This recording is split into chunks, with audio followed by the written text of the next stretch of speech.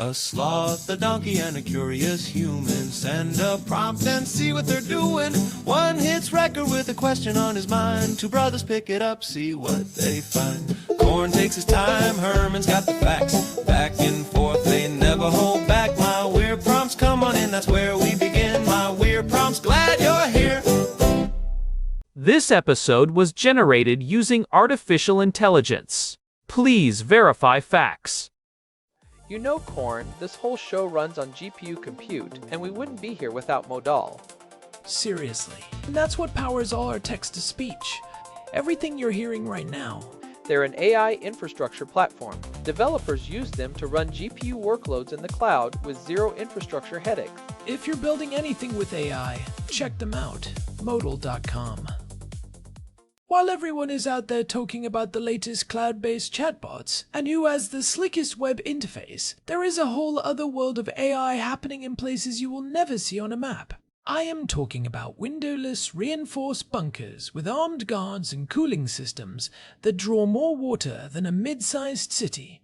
It is the high-stakes world of sovereign compute and classified clusters. Herman Poppleberry here, and honestly, Corn, this is the side of the industry that actually makes my hair stand up. We are seeing the birth of what I call the intelligence factory in its most literal physical sense. It's not a metaphor anymore. It's a factory where the raw material is electricity and the finished product is strategic insight. Today's prompt from Daniel is about this exact shift, the move away from the cloud by the organizations that actually have the highest stakes. We are looking at governments, intelligence agencies, and militaries that are essentially saying thanks but no thanks to the public cloud for their most sensitive workloads. They are looking at the convenience of a web portal and deciding that the risk profile just doesn't compute. And it is a fascinating reversal. 10 years ago, the mantra was cloud first for everything. If you weren't migrating to AWS or Azure, you were considered a dinosaur. We saw the CIA move to the cloud with the C2S contract back in 2013, and everyone thought that was the end of the on-prem data center. But for AI, especially at the scale required by the US intelligence community or the UK's Department for Science, Innovation and Technology, known as DSIT, the physics and the security requirements are forcing a massive boomerang effect back to on-premises hardware.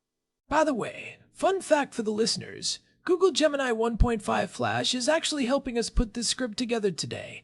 A bit of irony there, using a cutting-edge cloud model to talk about why people are running away from the cloud. It's like using a commercial airliner to write a manual on how to build a private bunker. Well, it is the right tool for the job. But to Daniel's point, when we talk about on-prem in this context, we aren't talking about a server rack and a closet. We are talking about infrastructure that rivals the biggest commercial data centers, but with layers of physical and digital shielding that would make a bank vault look like a screen door. Think about the difference between a public library and a restricted archive inside the Pentagon. Both have books, but the way you access them and the walls around them are worlds apart. So, why now? Why is the cloud suddenly not enough for these guys? Is it just old-school paranoia, or is there a technical wall they're hitting? I mean, AWS has GovCloud. Isn't that supposed to be the secure version? It is a bit of both, but mostly it is about sovereignty and the air gap imperative. If you are the UK government and you are running the DSIT compute program, which has allocated hundreds of millions of pounds for domestic infrastructure, you are doing that because you cannot have your national security insights sitting on a server that someone else ultimately controls the kill switch for. Even with GovCloud, you are still operating on someone else's hardware using someone else's proprietary hypervisors. If that provider has a global outage or a supply chain compromise, your national defense goes dark. But wait, if they're building these sovereign clusters, are they actually using different chips? Or is it the same NVIDIA H100s everyone else is fighting over, just behind a bigger fence? It's the same silicon, but the configuration is fundamentally different. In a public cloud, those H100s are virtualized. They're sliced up so multiple customers can use them. In a sovereign cluster, you have bare metal access. Every clock cycle of that GPU is dedicated to one mission. There's no noisy neighbor effect where someone else's cat video generation slows down your satellite image analysis. You own the silicon, the firmware, and the thermal envelope. Right. And it's not just about who owns the box. It's about the data itself. If you're an intelligence agency, Your training data isn't just the internet. It's intercepted communications, satellite imagery, and human intelligence. You can't exactly upload that to a public S3 bucket, even with the best encryption in the world. Imagine trying to explain to a security auditor that you uploaded top-secret satellite coordinates to a server that also hosts a teenage influencer's dance videos. You hit the nail on the head. The U.S. intelligence community is reportedly operating a classified AI cluster that uses upwards of 5,000 H100 equivalents. Think about the sheer density of that. An H100 draws about 700 watts at peak. You multiply that by 5,000, add in the networking and the storage, and you are looking at a facility that needs 5 to 10 megawatts of power just for the compute. That doesn't even count the lights or the coffee machines for the guards. That is enough to power a small town. And that's just the electricity to run the chips. What about the heat? You can't just open a window in a SIF that's a sensitive compartmented information facility for those who don't spend their lives in bunkers. If you have 5,000 H100s running at full tilt, that room is going to turn into a pizza oven in about 30 seconds. The cooling is where it gets truly wild. We are moving toward full liquid-to-chip cooling for these high-density clusters. You are talking about millions of gallons of water annually. When you build these on-prem, you have to solve for that infrastructure yourself. You can't just lean on Amazon's utility hookups. You need massive heat exchangers, industrial-grade pumping stations, and often redundant power sources like dedicated substations or even small modular reactors in some future-looking proposals. I heard about a facility where they had to build a dedicated water treatment plant just to handle the mineral content of the local water because it was fouling the microchannels in the cooling plates.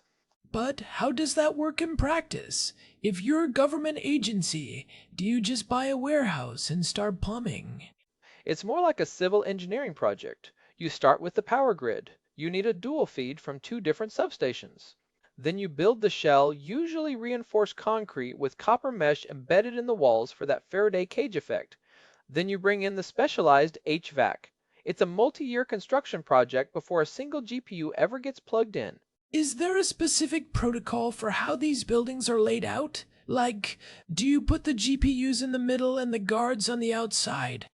It's actually layered like an onion. You have the perimeter layer with physical barriers, then the support layer where the cooling pumps and backup generators live, then the data hall, which is the heart of the beast. But inside that hall you have security enclaves. Even if you have clearance to be in the building, you might not have clearance to be in the room where the most sensitive model weights are stored. It's a nested doll of security. It's funny you mention the scale because most companies are still struggling to even figure out their AI governance. I saw a report recently from Arcast saying only about 10% of organizations are actually ready to deploy AI at scale. Most are still in innovation theater mode. But for the military and intelligence sectors, theater isn't an option. They are dealing with what's being called the year of truth for AI. That RCAS data is a great reality check. While most CEOs are talking about AI at board meetings and maybe playing with a customized GPT, the organizations Daniel mentioned are dealing with the physical reality of TEMPEST standards. That is the requirement to prevent electromagnetic leakage. If you have a massive GPU cluster crunching classified data, those chips emit radio frequency signals. A sophisticated adversary could, in theory, listen to the vibrations of the hardware or the fluctuations in the power line to reconstruct what is being processed. So you have to wrap the entire data center in a Faraday cage. I've heard about people using white noise generators for electronics. Is it that extreme? It's more extreme. You have red and black separation. Red lines carry unencrypted classified data.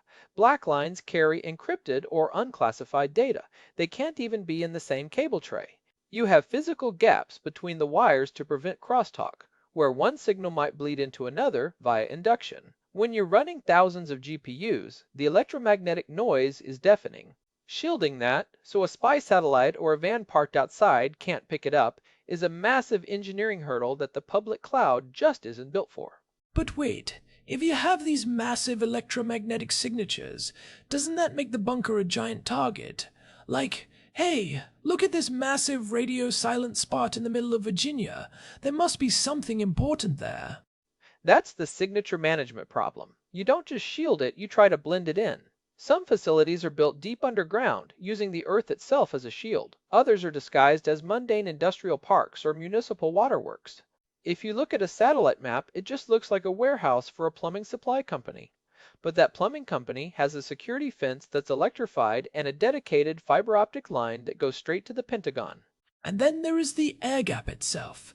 In the world of high-end security, an air gap system is one that is physically disconnected from the internet. No cables, no Wi-Fi, no Bluetooth. If you want to move data in, you're literally carrying a secure drive through a series of checkpoints. How do you even keep an AI model updated in that environment? You can't exactly run dgit pulley or tpip install. It is a nightmare for DevOps, but it is the only way to ensure that a model weight, which is the brain of the AI, doesn't get exfiltrated. We talked about securing model weights in a previous episode, but the on-prem reality takes it to the extreme. If you are training a sovereign model for a country like Israel or the UK, that weight file is a national asset. If it leaks, your strategic advantage evaporates. You have to use SneakerNet physical media moved by people with high-level clearances.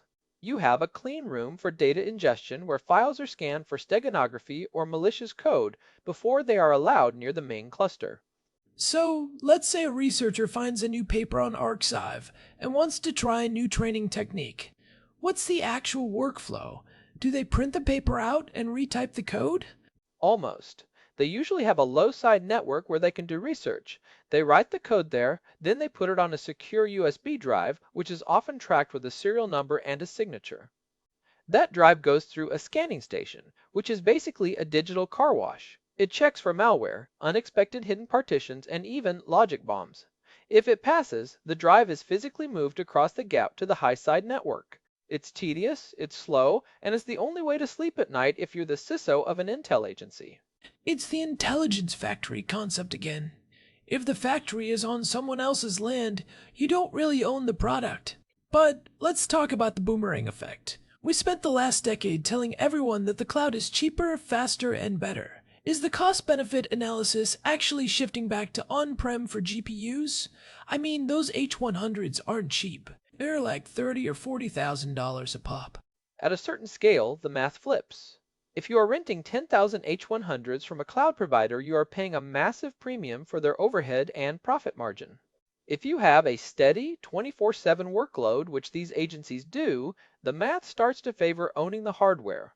The total cost of ownership, or TCO, includes the facility, the power, the specialized staff, and the hardware itself. Over a 3 to 5 year horizon, owning the cluster can be significantly cheaper than cloud credits, especially when you factor in that you aren't paying for egress fees to move your massive datasets around. Plus, you avoid vendor lock-in. If you build your entire workflow on a specific provider's proprietary AI stack, you're their prisoner. If they raise prices or change their API, you're stuck. For a national government, that's a strategic vulnerability. And let's talk about compute sovereignty. If there is a geopolitical flare-up and a foreign cloud provider decides to throttle your access or pause your account because of a policy change in their home country, you are in big trouble. We saw this with various sanctions and trade wars. If the UK relies on a US-based cloud for its defense AI, and a future US administration decides to change the terms of the relationship, the UK's defense capabilities are held hostage. It's like a digital version of the Strategic Petroleum Reserve. You need a strategic compute reserve. You need the ability to keep the lights on even if the rest of the world cuts you off. That is actually a perfect way to put it. And it isn't just about the big models. It's about the specific, fine-tuned applications. Think about a military using AI for real-time sensor fusion on a battlefield. You're taking radar data, infrared, signals intelligence, and satellite feeds and mashing them into a single God's eye view. You can't send that data to a server in Northern Virginia and wait for a response. You need the compute to be local, secure, and under your absolute control. How does that work with mobile units? You can't exactly drag a liquid-cooled bunker onto a battlefield. That's the tactical edge problem. You have the intelligence factory back at home base doing the heavy lifting, the training, and the massive data crunching. Then you distill those models into smaller, more efficient versions that can run on ruggedized hardware in the field. But even those field units are increasingly on-prem in a sense. They are self-contained clusters inside an armored vehicle or a shipping container. They don't rely on a satellite link to the cloud to function. If the link is cut, the AI keeps working. But what about the latency? If you're air-gapped and on-prem, aren't you sacrificing the speed of the modern web? Inside the facility, the latency is actually lower. You're using InfiniBand or specialized fiber optics that connect the GPUs at speeds the public internet can't dream of. The latency is in the human process, getting the data in and out. But once the data is inside the bunker, the processing is lightning fast because you own the whole pipe. You aren't sharing bandwidth with a million people streaming Netflix. I wonder about the talent gap, though. It's one thing to hire a guy to manage a cloud account. You just need someone who knows their way around a dashboard. It's another thing to hire a team that can manage a liquid-cooled, air-gapped, 10-megawatt data center. Those people don't exactly grow on trees. You need a plumber who understands high-performance computing and a sysadmin who knows how to handle a Glock. That is one of the biggest bottlenecks. The skill set required to run an intelligence factory is a mix of high-end electrical engineering, thermal dynamics, cybersecurity, and AI infrastructure. And these people need top-secret clearances. The competition for that talent between the private sector and the government is essentially a war right now. If you're a top-tier AI engineer, do you go to OpenAI for $1 million salary and a view of San Francisco? Or do you go to a windowless basement in Maryland for a government GS-level salary? How does the government win that fight? Is it just patriotism, or is it the cool factor of the data they get to work with? It's the data. If you're an AI researcher, the chance to work on the real stuff, data that no one else in the world has access to, is a massive draw. You're not just optimizing an ad-click algorithm, you're literally looking for needles in a global haystack to prevent a conflict. That's a powerful motivator. But the government is also having to get creative with commercial-to-government fellowships and specialized contracting to bridge that pay gap. Do they ever use bounties? Like, find this specific pattern in the satellite data and we'll pay off your student loans? Not quite that informal, but they do have innovation hubs like AFTWorks or DIU that act as bridges. They bring in commercial talent for short bursts to solve specific problems. But the core intelligence factory staff, those are the lifers. They are the ones who know where the literal and figurative bodies are buried in the code. So, if I'm a technical leader listening to this, and I'm sitting on some very sensitive IP, maybe I'm in biotech or high-end manufacturing, should I be looking at the basement again? Is the cloud dream over for the sensitive crowd?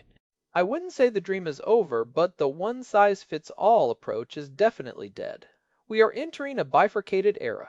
For your general HR bots, your marketing copy generators, and your public-facing apps, the cloud is still king. It's efficient and scalable, but for the crown jewels, the core IP, the sensitive customer data, the proprietary research, you're seeing a move toward a hybrid model. Keep the brain of your company in a private on-prem cluster and use the cloud for the muscles that interact with the public. It's like the difference between renting a storage unit for your old furniture versus building a safe in your house for your gold bars.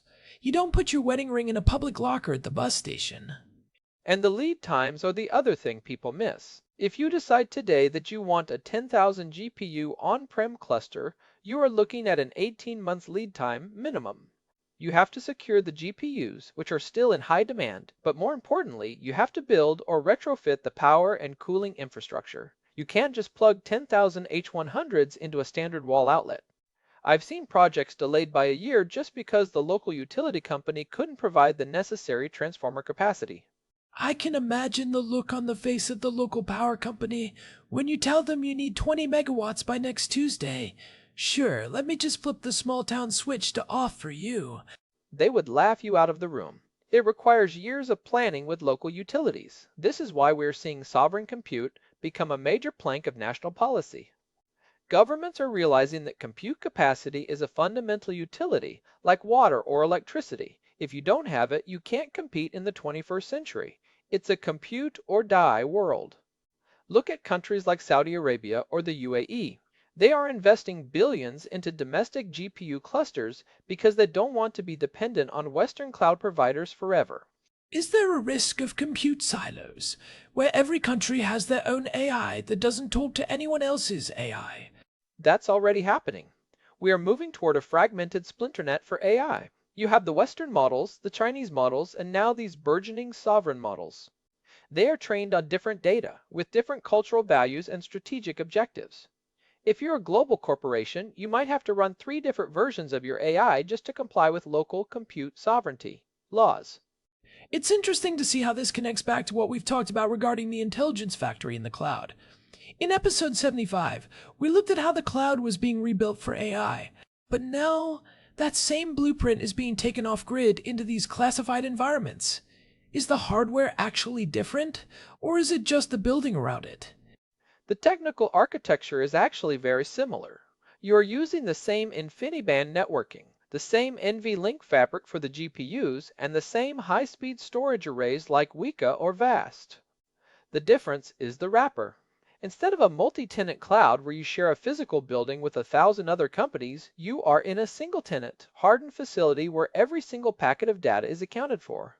Even the firmware on the network switches is scrutinized for phone home bugs. What about the software side? If you are air-gapped, you can't just pip install a new library or pull a container from Docker Hub. How do you keep the engineers from losing their minds? That is one of the biggest friction points. You have to have a dirty to clean pipeline. You download the software on a separate internet-connected network, run it through a battery of automated security tests, scan it for every possible vulnerability, and then move it across the air gap via a controlled data diode, a device that only allows data to flow in one direction. It slows down development significantly. You can't just try a new library on a whim, but for the US intelligence community, that trade-off is mandatory. They are worried about supply chain attacks where an AI library might have a hidden backdoor that leaks data once it's installed inside the secure zone. Do they have their own version of GitHub inside the fence? They do. They have internal mirrors of almost every major repository, but those mirrors are curated. If a library has a known vulnerability, it doesn't get in. If it has suspicious dependencies, it doesn't get in. It's like living in a gated community where every visitor has to have a background check before they can even walk on the sidewalk. It sounds like the ultimate trust no one environment, which makes sense for people whose job is literally to trust no one. But what does this mean for the big cloud providers? If the biggest spenders, the governments, start building their own stuff, does that hurt the bottom line for the Amazons and Microsofts of the world? Not necessarily, because they are the ones often helping to build these private clusters. Microsoft has Azure Government Secret, and Amazon has AWS Top Secret.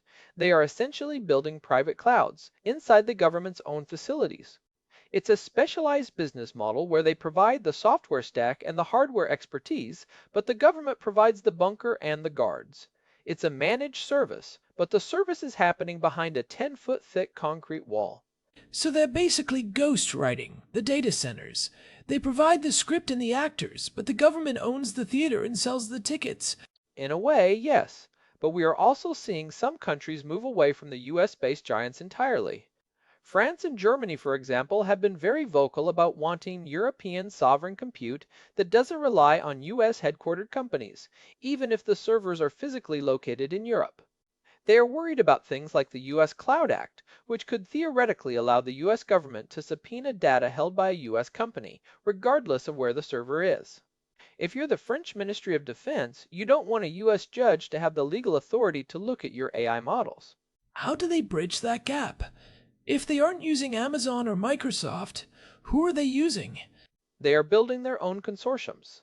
You see companies like OVH Cloud in France or T-Systems in Germany trying to build European-only stacks.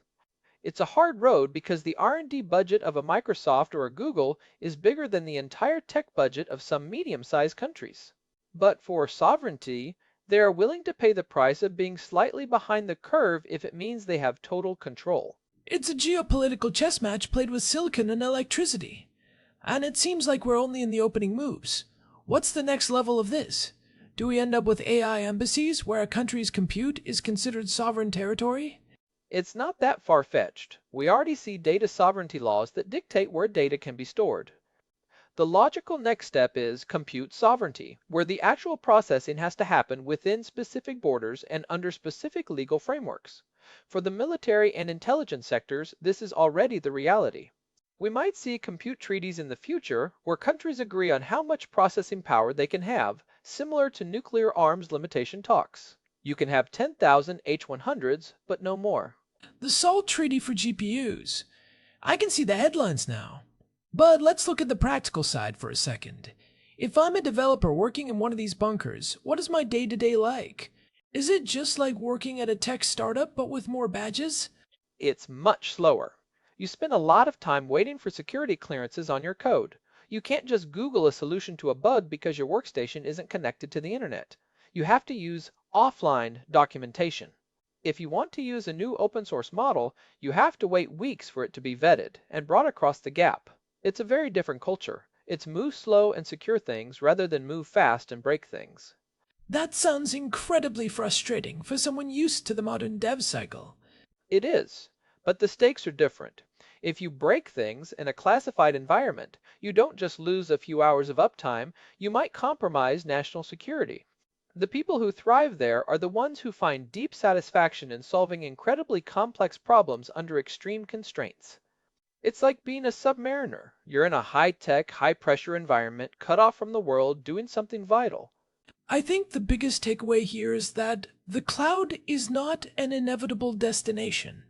It was a convenient detour for a lot of things, but for the most powerful and sensitive AI workloads, the physical world still matters. The bunker is back, and it's filled with liquid-cooled GPUs. We're seeing a return to the big iron era, but instead of IBM mainframes, it's NVIDIA clusters. And for the engineers listening, I think the message is clear. If you can learn how to build and maintain these high-security, high-density environments, you are going to be in very high demand. The intelligence factory is the new frontier of civil engineering and computer science combined. You need to understand how to balance a load on a three-phase power circuit just as well as you understand how to tune a transformer model. What about the legacy systems? Do these bunkers have 10-year-old GPUs sitting next to the H100s? Sometimes. You'd be surprised how much legacy AI is still running on older V100 or A100 clusters because the cost of migrating a specialized validated model to a new architecture is too high. In the intelligence world, if it ain't broke, don't fix it is a very real thing. They will run a cluster until the fans literally fall off if the model it's running is still providing accurate insights. Just make sure you can pass a background check and don't mind working in a room with no windows. And maybe learn to enjoy the hum of 10,000 cooling fans. A small price to pay for being at the literal center of the AI revolution. It's where the real magic and the real power is being concentrated. Well, I think we've covered the why and the how of this boomerang back to on-prem. It's about power, it's about cooling, and it's about the absolute fundamental need for security that the public cloud just can't touch for the highest stakes players. Daniel, thanks for the prompt. It really forced us to look at the physical reality beneath the digital hype. It's a fascinating shift. We're moving from the era of AI as a service to AI as infrastructure. It's no longer just a software layer, it's a physical asset that nations are going to guard as closely as their gold reserves or their nuclear silos. And on that note, we should probably wrap this up before someone asks for our clearances or starts wondering why we know so much about Faraday cages. Good call. I've already said too much about the water treatment plants. Thanks, as always, to our producer, Hilbert Flemingtop, for keeping the gears turning behind the scenes and ensuring our own little intelligence factory stays online. And a big thanks to Modal for providing the GPU credits that power this show. They make the complex stuff look easy, which is exactly what you want when you're trying to navigate this landscape. This has been My Weird Props. If you enjoyed the deep dive into the windowless world of sovereign compute, go ahead and follow us on Spotify so you never miss an episode. We have a lot more ground to cover as this year of truth unfolds. We'll see you next time, hopefully from somewhere with a bit more natural light.